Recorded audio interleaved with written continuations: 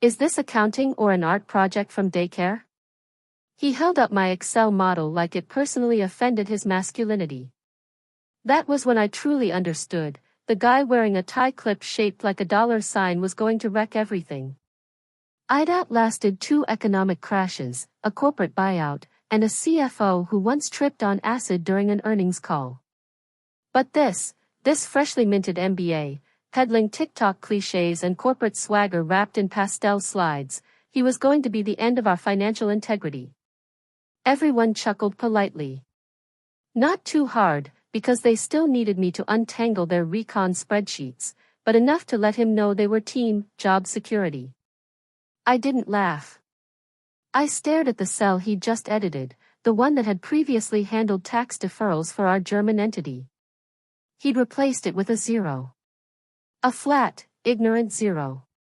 You weren't using this, right? He grinned and deleted a column. That one handled revenue recognition compliance. Cleaner is smarter. And right about here, since I know 97% of you haven't subscribed yet, go ahead and fix that. It helps keep stories like this alive. Even my cats figured out how to hit the damn bell icon. Anyway, I should have flipped my desk. Should have smashed my laptop against the 14th floor window. That spreadsheet?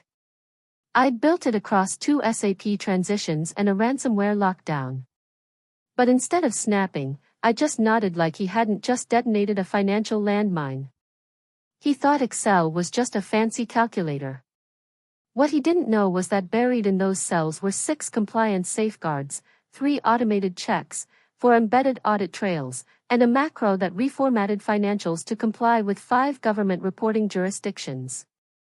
It sounds like overkill, but when you're dealing with real money, simple gets people sued. But this guy? All jawline, no seatbelt.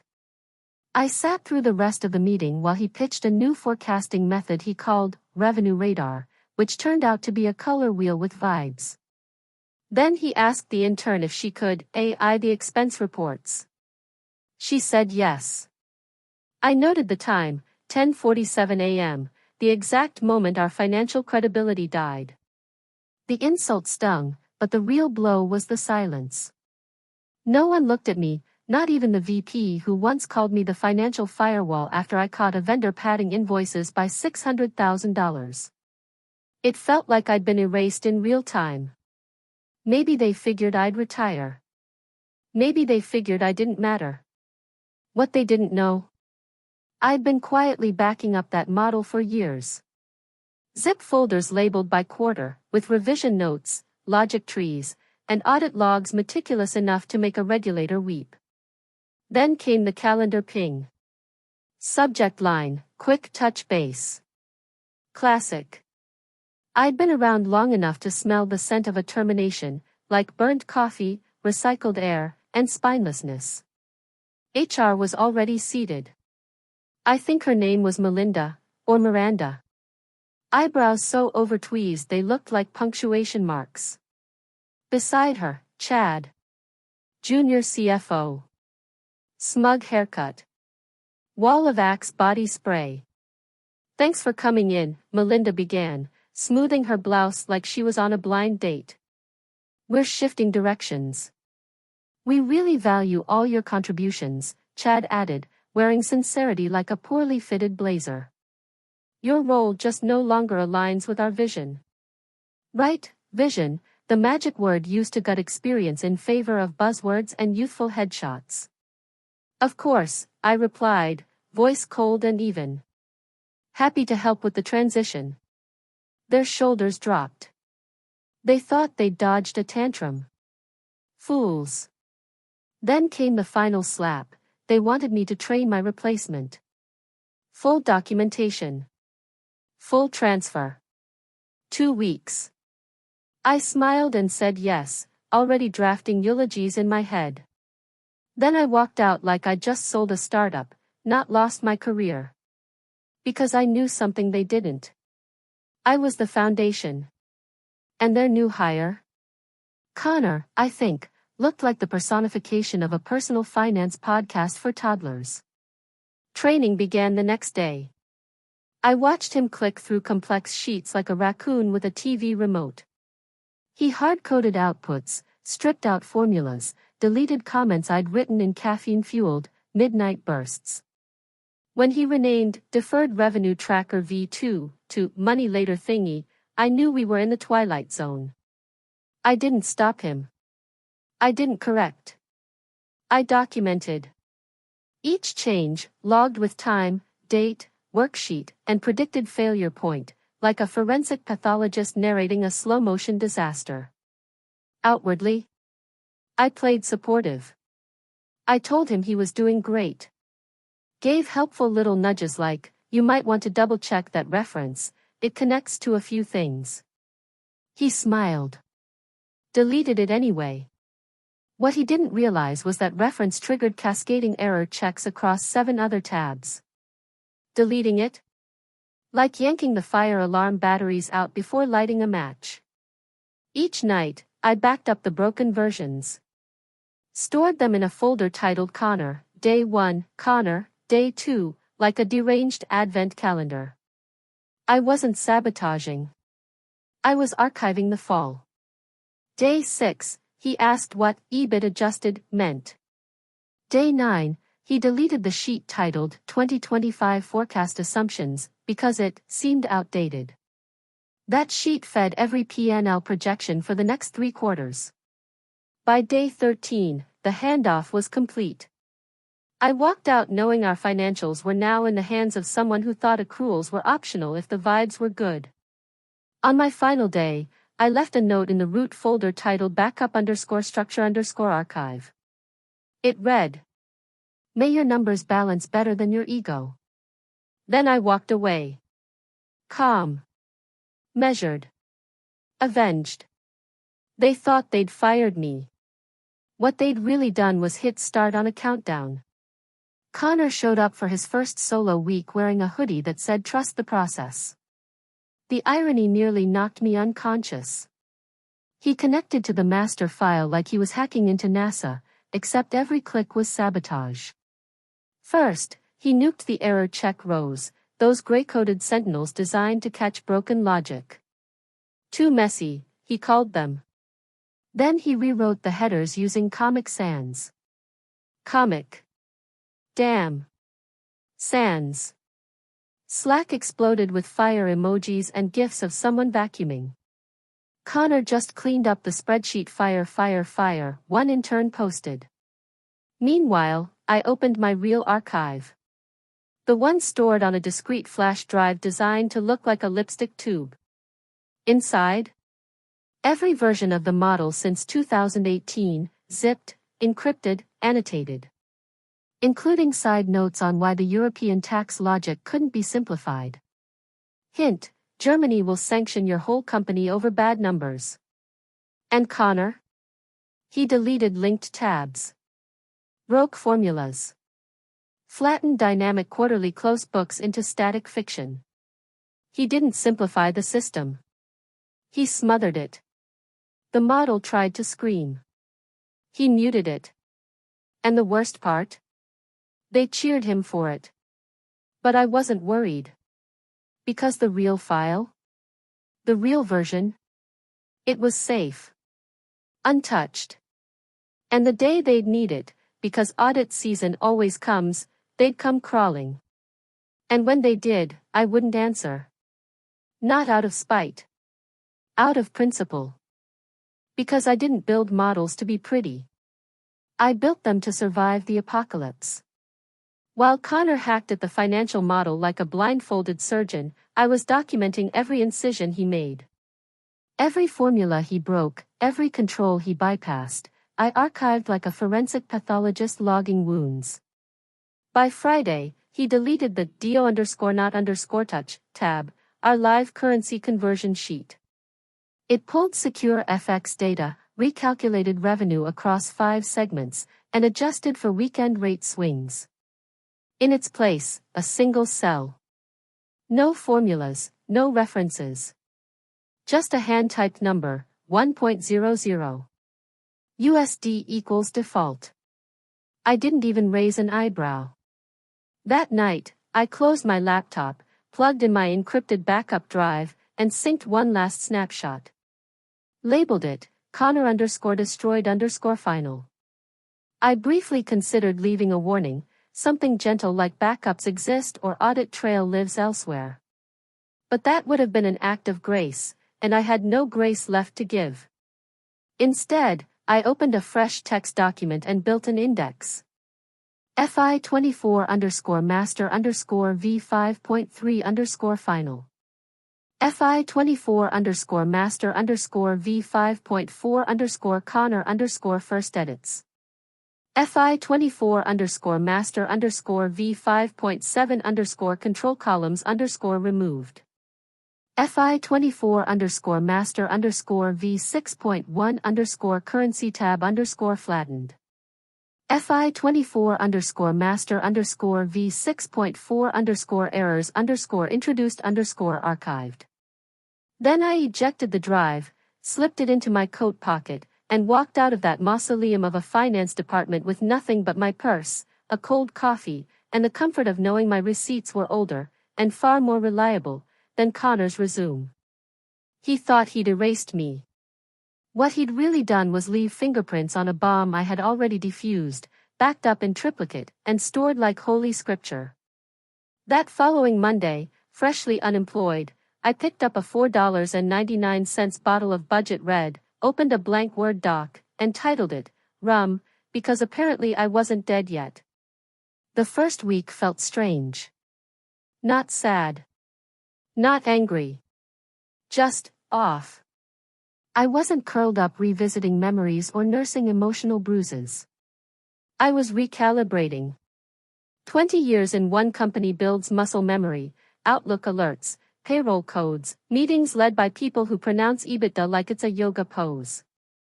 You start believing your worth lives inside those walls. But once I cleared the corporate fog, one truth remained. I am damn good at what I do. So I built my own machine. Quietly. Strategically. First step, a website. Simple. Clean. Navy on white. Ledger line consulting. Tagline? Built for accuracy. Paid in respect. I signed up for every finance Slack, industry group, and virtual water cooler I could find. The digital equivalent of walking into a boardroom, straightening my collar, and saying, "Who here is done with rookie errors and Excel cowboys?" Didn't take long. By week 3, my first contract landed, a logistics company with a spreadsheet jungle left behind by a retiring controller. It looked like a raccoon had nested in their Q3 forecast. I cleaned it in 5 days. Rebuilt their reporting. Added controls they didn't even know they needed. They asked me to stay. I declined, but they'd be fine. I left them a system even an intern couldn't break. Then came gig number 2, a Denver real estate group growing faster than their lease amortization logic. Their books weren't broken, just twitchy. I redesigned their models, trained their staff, and tossed in a slide deck titled How Not to Invite an Audit. They sent me flowers. Twice. And that's how it began. Quietly. Professionally. One project after the next. No politics. No panicked, quick touch base meetings. Just clean work and my new rate, which, by the way, was triple what I earned in-house. Then came the dinner. Client 2 invited me to meet her friend Dana, a mergers attorney, at a wine bar with decanter chandeliers. Dana wore a black turtleneck and smelled like power and lavender. Halfway through our drinks, she said, "You used to work at Redacted Corp, right?" I nodded, cautious. She sipped her Malbec and smirked. They're preparing for a merger. Word is their books are a mess. I didn't flinch. Pre-audits throwing up red flags, sloppy deferred revenue, odd amortization, foreign income treated weirdly. Sound familiar? I smiled politely, like I didn't already know the exact cell she was referring to. She leaned in. Ever consider consulting? Could be lucrative, especially if they get desperate. I swirled my wine. Only if they're really desperate. But something flickered inside, a spark. Because I'd seen that storm brewing in the Connor_destroyed_final file. And I knew. Sooner or later, they'd come knocking. And when they did, they'd need more than an apology. They'd need a retainer and a pen made of gold. The first tremor hit at 11:42 p.m. A text from Maya, a junior analyst I used to bring coffee during Hell Month recons. You hear about the Q2 close mess. I smirked, finished brushing my teeth, and went to bed. Then more rolled in like drizzle before a flood. They had to reclassify half the revenue line. Connor blamed Brianna, but it was his edit. He deleted the reclass tab. The messages kept coming. Small drops. But I could feel the pressure building behind them.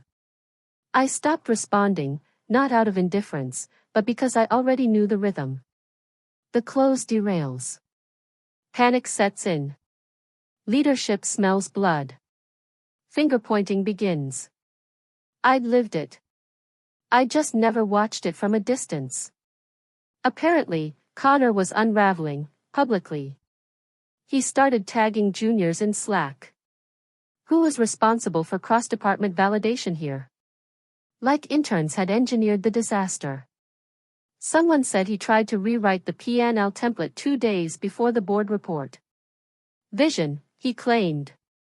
The man had the financial foresight of a sugar-high squirrel. Meanwhile, I wrapped up a grant tracking model for a private education group. No drama. No mess. Clean formulas. Clean invoice. I finished early, booked a solo cabin in the Adirondacks, and hiked off the grid with bourbon and no email. Then the real call came. From someone in legal, an old ally I once helped avoid a $2.3 million penalty with a buried clause. She called it a casual check-in. They already submitted merger docs, she said, voice tight. But they're rushing. Really rushing. No audit sign-off? I asked. She laughed. Not the funny kind. They think if they file fast, the issues won't show before diligence kicks in. I didn't respond. I didn't need to. Connor's name keeps surfacing, she added. Mismatched revenue, untraceable baselines. No one can find the assumptions. Of course not. He deleted them. He'd wiped every trace of the documentation I'd curated for years and replaced it with a PowerPoint fever dream. Then more buzzes. Brianna cried in the bathroom. Connor said her logic lacked hustle. Maya told him we used to have an error sheet. He said it wasn't modern. She nearly threw her mouse at him. I leaned back in my chair, staring out the window, sipping day-old coffee. This wasn't just poetic justice. This was structural justice.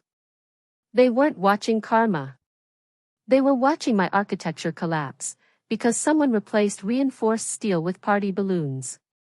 The merger docs were live. The numbers were false. And my name was floating through their meeting rooms like a ghost with a vengeance. They couldn't see me, but they could feel me. Soon, someone would ask aloud.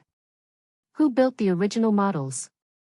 And when they did, I'd be waiting, with a smile.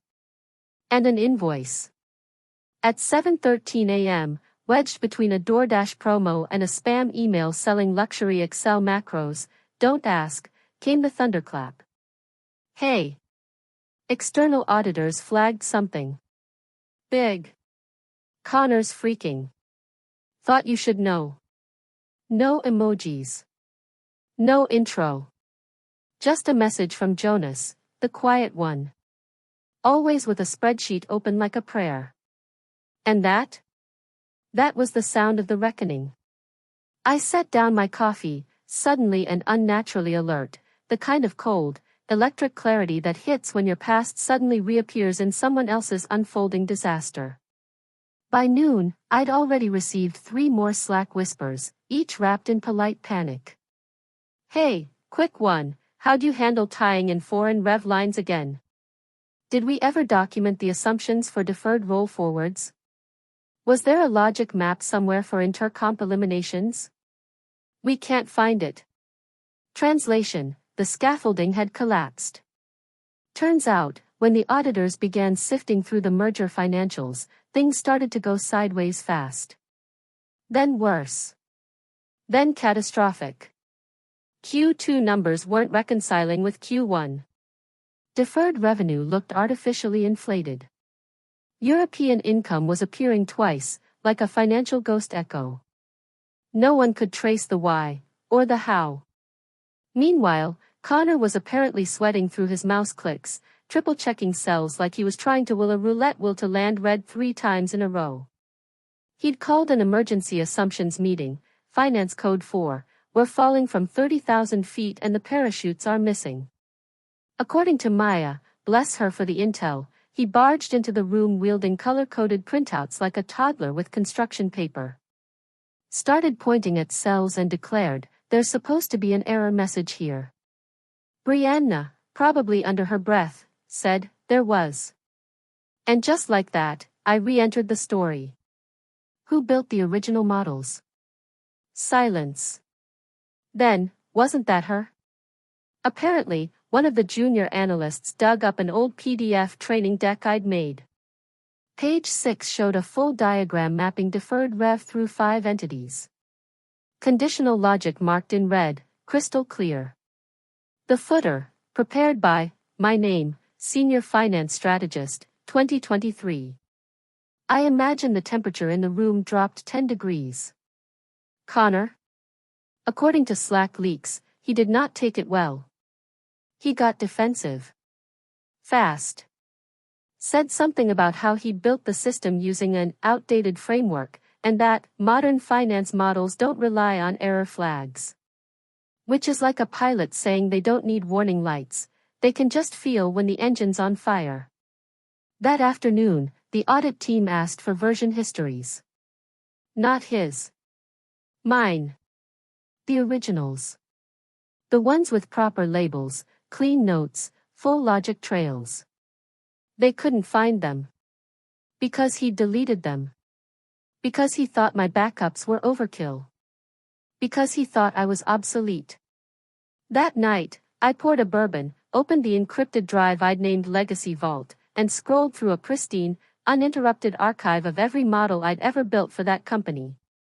Each more refined than the last. And I didn't gloat. I didn't call anyone. My silence? It was thunderous. At 9:46 p.m. that Friday, my phone buzzed. Not a message, a call.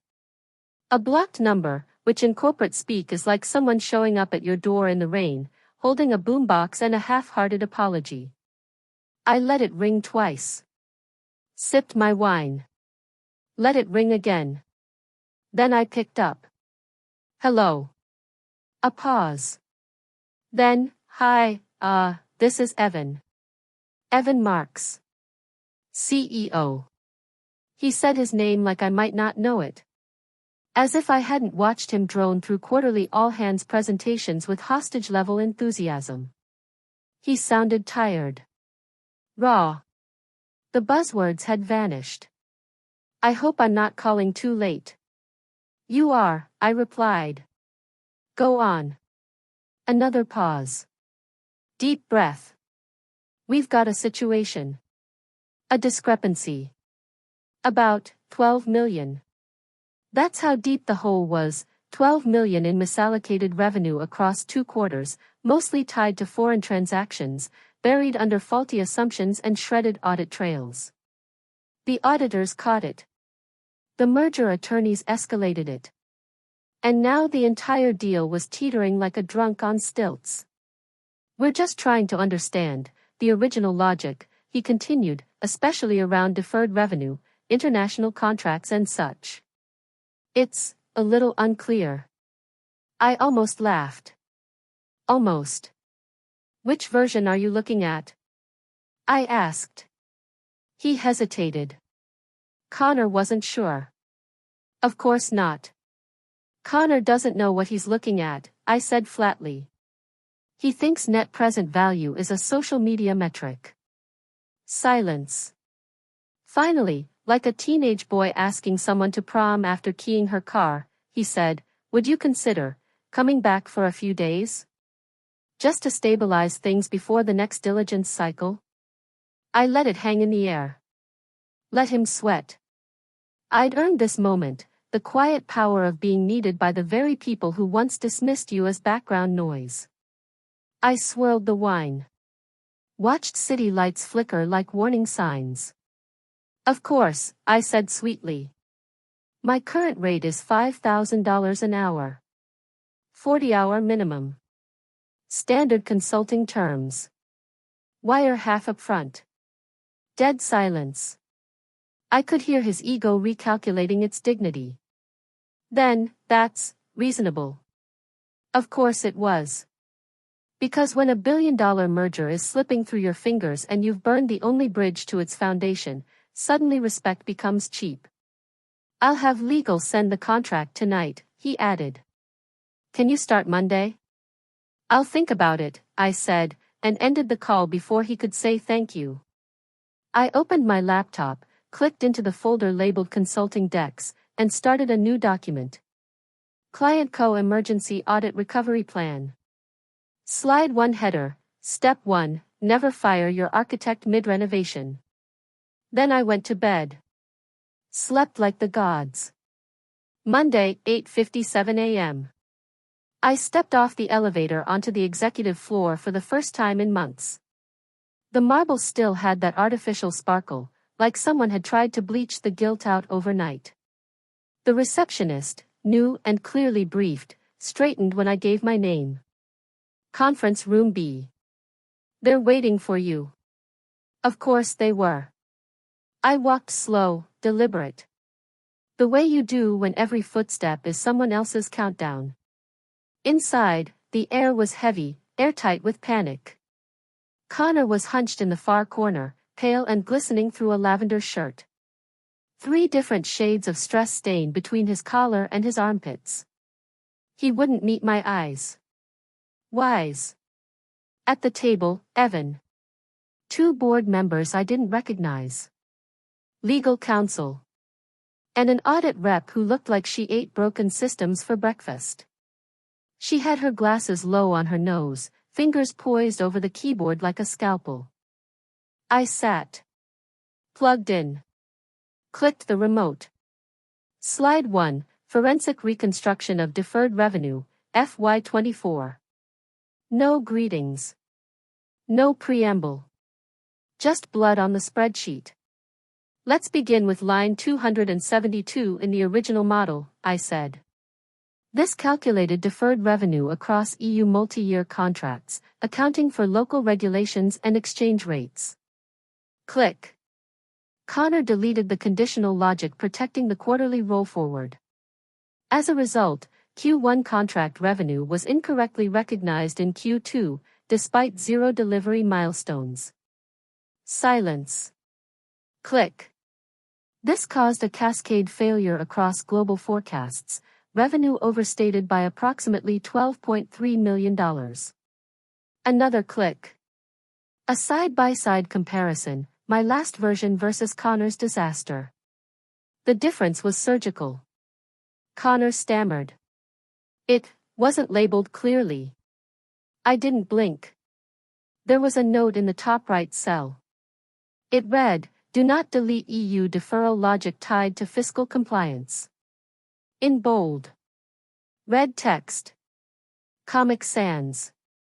I made it deliberately obnoxious. He deflated. The audit rep scribbled. I continued. Methodical. Cold. The hidden control columns that triggered alerts, gone. The version history, erased. Currency assumptions, flattened. Every safeguard I'd built, stripped for aesthetics. This isn't a broken model, I concluded. It's a structural collapse caused by someone dismantling logic they never understood. I didn't smirk. Didn't look at Connor.